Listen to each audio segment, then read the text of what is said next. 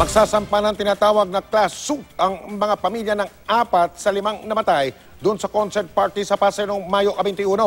Nanawagan din sila sa Kongreso na magpasa ng batas para gawing krimen ang pagbebenta ng tinatawag na mga designer drugs. Nakatutok si Jong Consulta.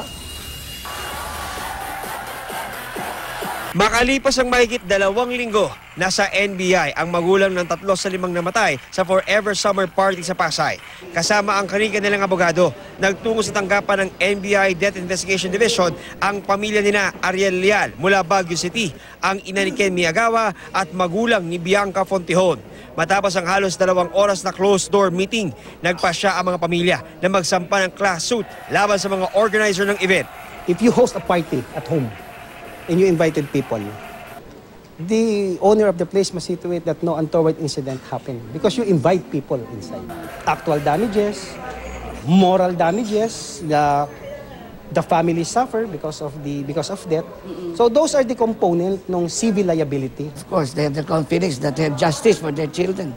Ayon sa mga pamilya, humuhugot daw sila ngayon ng lakas sa isa't isa matapos ang trahedyang sinapit ng kanilang mga anak. Kami, yung mga families, isa lang yung gusto namin, hindi na maulit.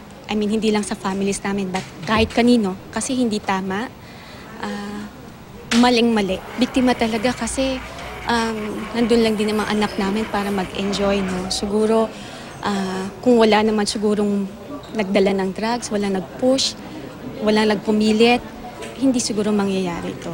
Umapila rin ang pamilya sa Kongreso matapos madiskubring may mga designer drugs sa concert na wala sa listahan ng prohibited drugs. Dapat po makagawa po ng batas para ukol po dito na kahit po sana wala siya sa listahan ng prohibited drugs, basta po napakita na nakakikil po ito ng buhay, nakasakit o nakasama sa tao, dapat po maparusahan din po yung mga taong may kinalaman doon. Dumating din sa NBI kanina ang mga abogado ng Unilever na siyang owner ng brand na Close Up. Ginagalang po namin kung ano man po yung magiging desisyon nila tungkol po dito. Patuloy po kaming nakikiramay sa pamilya.